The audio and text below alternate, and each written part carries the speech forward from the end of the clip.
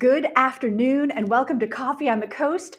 I'm your host today, Tina Prigge, and I would like to welcome back to the show Heat Miser, Tim Gadzinski, Manitowoc Public Library. How's it going? It's going very well. I'm sorry. I think everyone was expecting to see Kate Casey, and this has got to be somewhat shocking.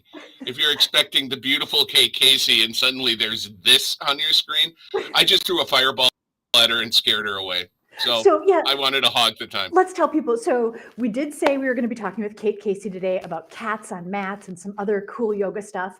And unfortunately, it was a scheduling thing, right?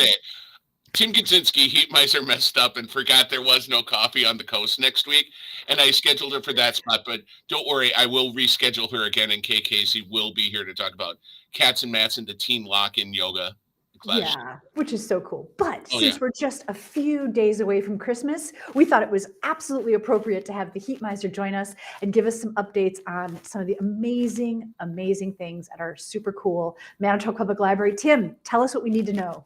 Well, I did want to say that the Everglade Merganser was so much fun, and it was a great success. But what I loved most about it is that people flew in from around the country just to attend the Everglade Merganser.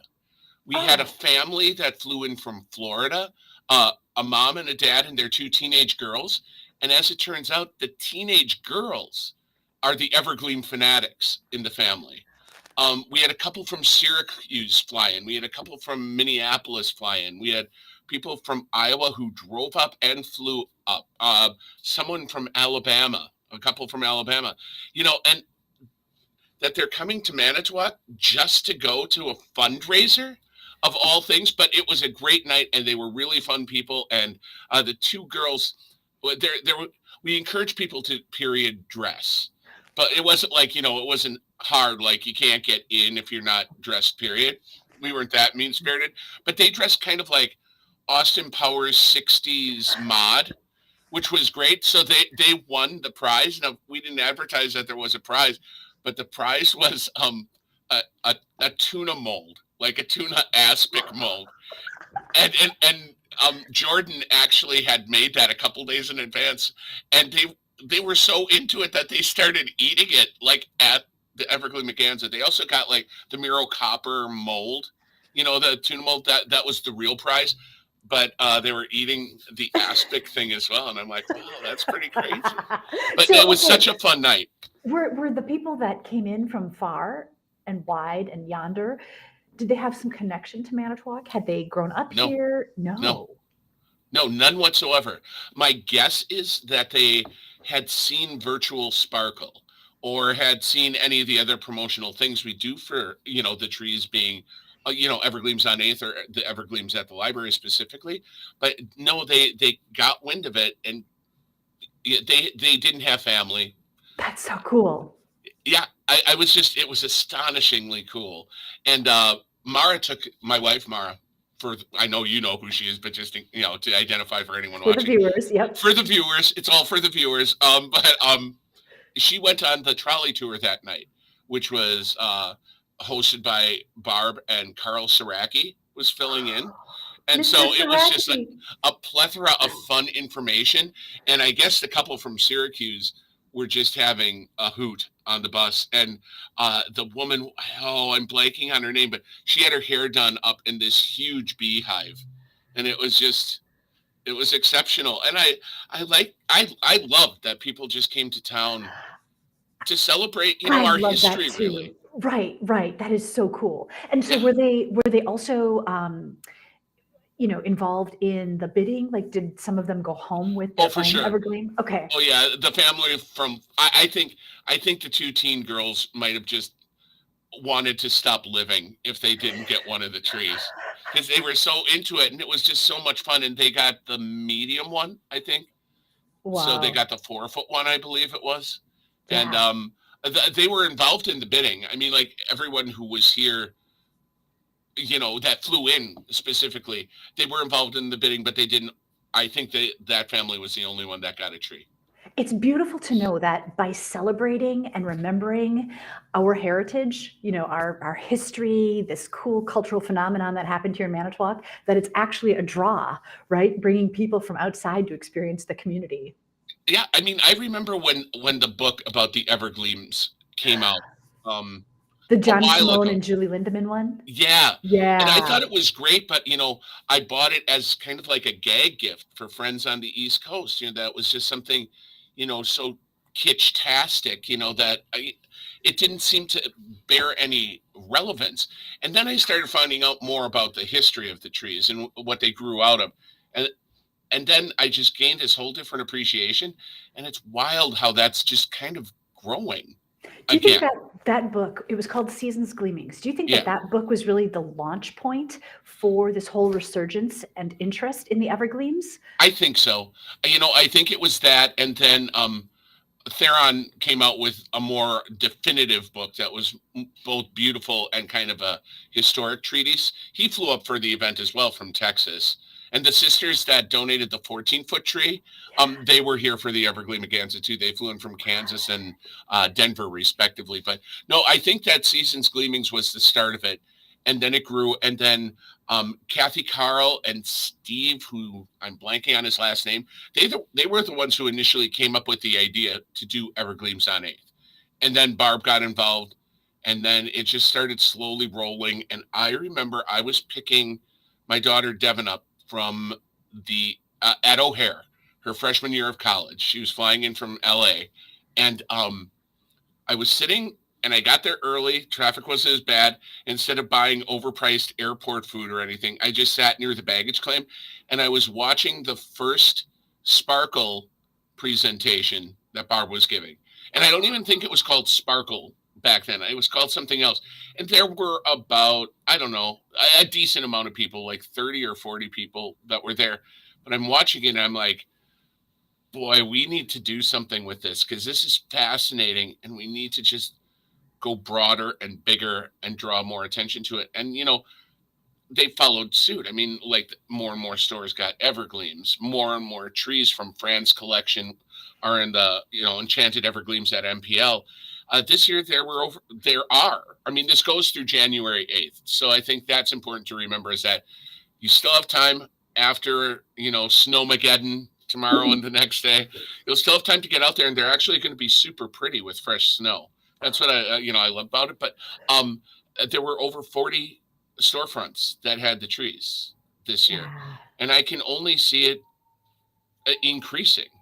Well, the You fact know, that it's getting more and more attention, so the fact that then the 14-foot tree materialized from Kansas, for example, yeah, there's probably more out there that as this story grows, it's like magnetic, right? This metal, the sure. aluminum, I guess aluminum's not magnetic, but you know what I Well, mean? but It's we like can the pretend it law, is. the law of attraction.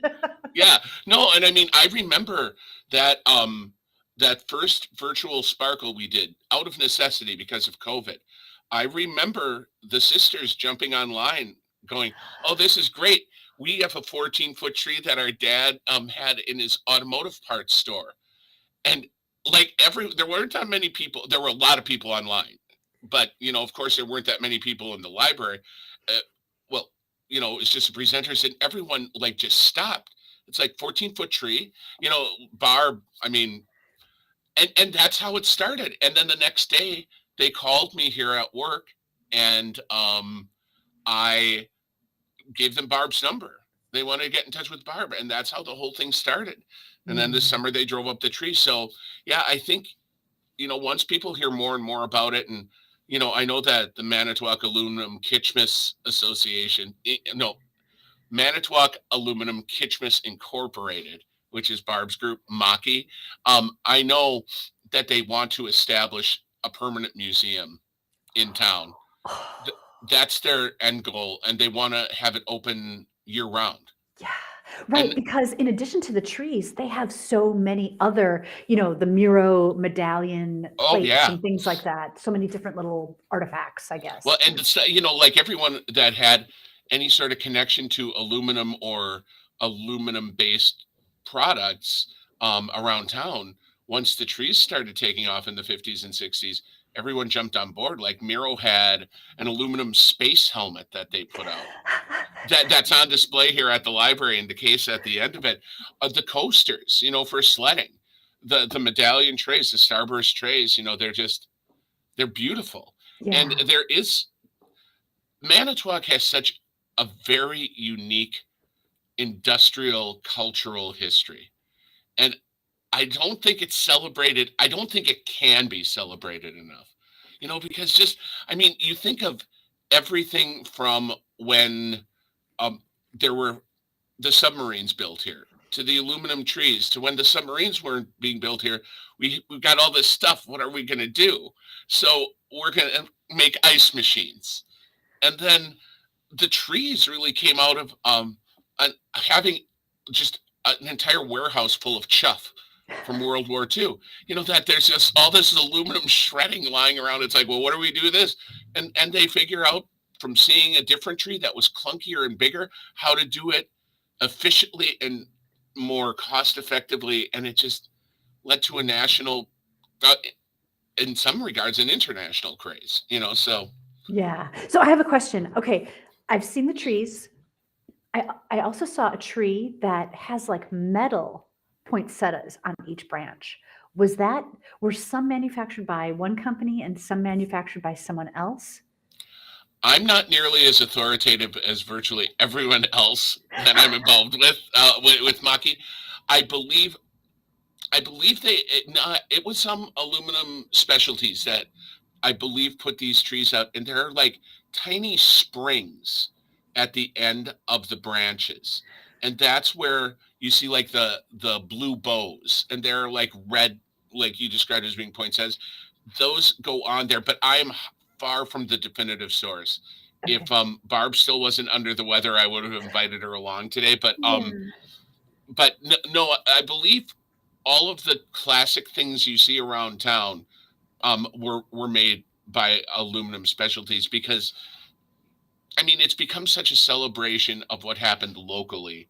I don't think they'd start bringing, not at this point, until you reach a tipping point where you can't do more, and they're always finding more things. They're always Yeah. discovering things. And when I worked at the poster place in New York, that's how it got to be with finding treasure troves of vintage and antique advertising posters.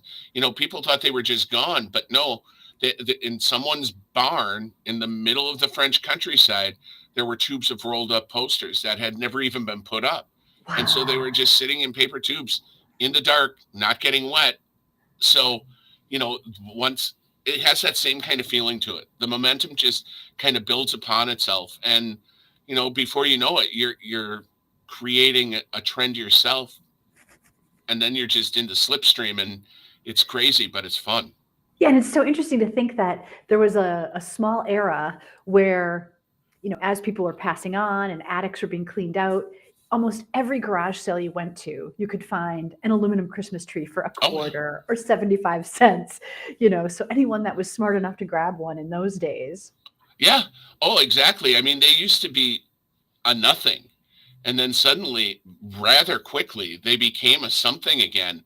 And now I can't even imagine finding one for a quarter or a dollar anymore. If that was true, Barb would literally be in a car driving around the United States just snagging trees.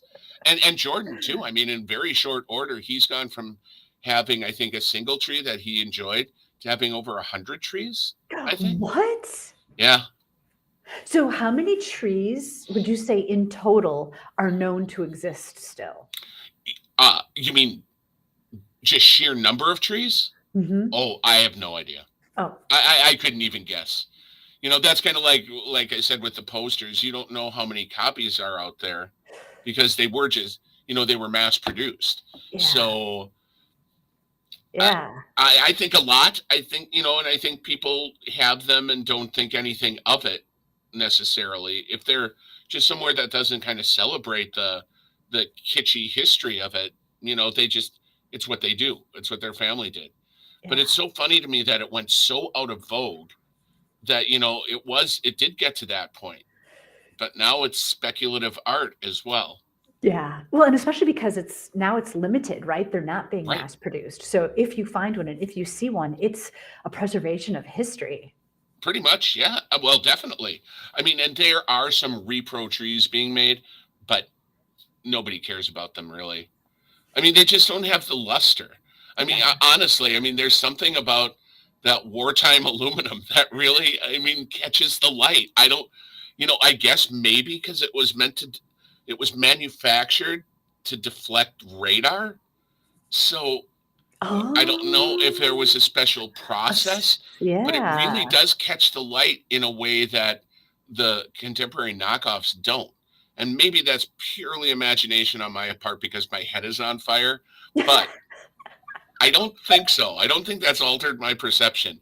But one thing I also did want to mention is if you want to hear more, like I'm making guesses, because I'm not nearly as informed as Barb and Jordan and the other collectors. We had to reschedule our virtual Sparkle this year because of a little COVID flare up that just blazed through the collecting end of things. And we thought it was just better to not have it because we have, we put a panel together for this as well of people that were actually involved in the original production of the trees that were working on the line. And Yeah. like Darlene Wellner, for example, who most people think of as being, just super amazingly kind, super intelligent, League of Women voters, always advancing positive causes. When she was putting her way through college, she worked third shift at Aluminum Specialties on the production line making trees. And she's joining us again this year, and we have about four other people coming in that if you tune in and the rebroadcast is next Thursday at 6 o'clock. Not the rebroadcast, the Rescheduled. thank you. I couldn't find it. Maybe the fire is actually depleting things after all. No, the rescheduled presentation of Virtual Sparkle is starts at 6 p.m. next Thursday, December 29th. And people can And watch it on Facebook? you can watch it just on Facebook Okay. because I didn't want to get too technical. It's a little looser than what we usually do. They roam amongst the trees, and so I'm roaming with a small camera that I can capture everything with, and it's just not possible to do the kind of you know streaming Mm, like we try to do when we get it on YouTube as well. But it's right. just on Facebook. And please interact. I mean, that's the best part. If you have questions, ask them. If you have this amazing tree that they're not talking about and they've never heard of, bring it up. You know what I It's think is really cool is, we're talking about this preservation of history and the resurgence. It's even in popular culture. So Tim, as the heat miser, right, from in a cherished children's Christmas, I don't even know if it's children's, but Christmas, it started that way anyhow. segment. Have you seen Nightmare Before Christmas? Tim Burton's Nightmare Before Sure. Christmas? Yeah. There's a little scene where when he's Santa Claus and he's delivering the presents, one of the scenes has an aluminum Christmas tree with the color wheel Yeah. that this big snake comes out and eats. And like I paused it this year, so like, oh my goodness, that's literally an aluminum Christmas tree. Yeah. Yeah, and if you think about it, there's no like solid proof that this was the end of things, but Charlie Brown Christmas extolled the virtues of the real tree, and Charlie Brown was so put off by the aluminum trees. There were even like I don't know if you remember, but there was like an outdoor aluminum tree market. Now that, to my knowledge, didn't exist, at least not around here. There were still the tree lots. But in the 60s, when it was like, well, see, it really never was such a bad little tree after all. It just needed some love and care. That was about bringing back the actual trees. And I don't think there was any sort of lobby involved. I think it was about, um, I think maybe the aluminum trees at that point had become closely associated with flashover substance or something. I don't Mm. know. I wasn't old enough to remember. I know that my mom had no desire to get an aluminum tree by the time I was cognizant of it. So That wasn't Yeah. that far afield, but it did occur at the time. But it is in pop culture. It is significant, and it started here. As did a lot of other like the whole that the aluminum foundry were doing. Things that that's dangerous. But they had come up with the clips to put the candles into for Oh. for the live trees. I mean, Manitowoc has always been very associated with creating atmospheric Christmas. The person who's the ringmaster at Circus World in Baraboo, he is an avid Christmas memorabilia collector. And a couple of years back, we had, well, I didn't, I just put it up, but Weird Manitowoc, Matt Cotto and Carl Saraki did an entire segment that was all about Manitowoc's uh, Christmas tradition. And it was the guy from Circus World. And then they asked Barb one question, and an hour and a half later, she stopped talking. It was just so fun to watch Carl and Matt because and at the end of it, they were like, well, this is the easiest interview that we've ever done.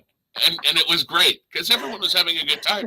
There's just no need. Barb, once she starts going on the topic, she can just keep going. And I love it. Yeah. So I people love should it when tune in on people the share 29th. their knowledge. Right. So Virtual Sparkle is going to be on the 29th, 6 p.m. You can watch it on Facebook. Tim, before we have to wrap up, were there any other events that you wanted to quickly plug? Let's see. Really, it's the year is just winding down. Just remember that the library is closed this Saturday, Sunday, and the following Monday for Christmas, a holiday, and then the week after, same deal, Saturday, Sunday, and Monday for the New Year's holiday, and reopening on Tuesday the 2nd. So there's very limited programming happening right now. Great Decisions is on the horizon, which is very cool. Um, Andrew Dunbar is going to be coming back in the upcoming year to do a total of 6 cooking classes, 2 as family activity nights, 2 for teens and 2 for adults. One that's coming up that we've pretty much worked out is called The War on Condiments. And it's about you should never buy store-bought condiments when you can make better condiments on your own at home. And so that's one of the things coming up. The winter reading program is coming up.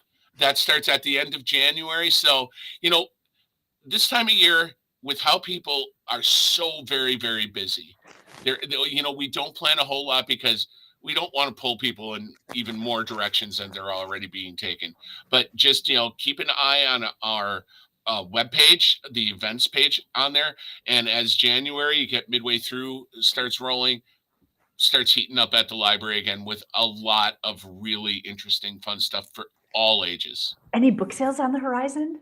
The Friends have decided to do only one book sale instead of 2 Okay. because, honestly, for a couple of years, I mean, the pandemic was its own, can of beans, but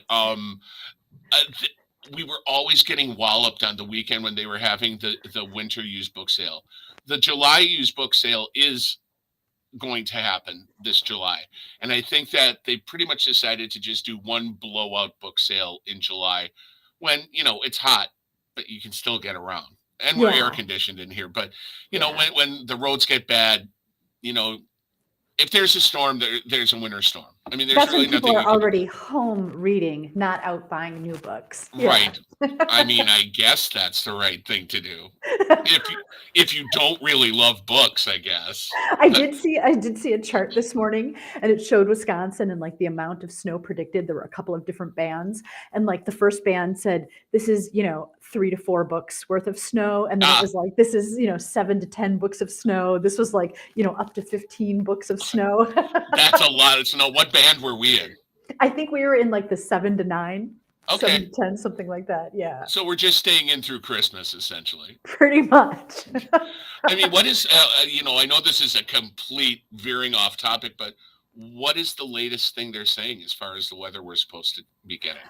I don't know. This morning when I checked my weather app, it had shifted. So instead of showing Friday, it had shifted to like Thursday starting today, which I thought was kind of good to get it done with before Christmas so it can all be cleaned. And but I'm not sure because it doesn't seem like anything has started. So no, and like I said, I was driving around doing errands, and it's actually pretty pleasant. I mean, it's winter and it's cold, but it's not obsessively cold. There's very little wind, so it's odd to think that in 2 days' time we're going to have dangerously high winds. So get to the library today, check some books out, hunker down, make some grilled cheese. And have a Merry Christmas. Exactly. That's what Christmas means to me. Books and grilled cheese. Well, Heat Miser, thank you so much for popping on today. Well, just thank before you for Christmas. having This me is and being awesome. so nice about me messing up. If this is the result, no problem at all. This was fantastic. Oh, well, thank you. And it's always a pleasure being on. I appreciate it so much. And as to mention, this is the last Coffee on the Coast for 2022. So we will see you next year, 2023, as we kick things off and talk about, again, all of the wonderful plans that the library has. So wishing you all a very Merry Christmas and a Happy New Year. And we will see you next year on Coffee on the Coast. See you next year.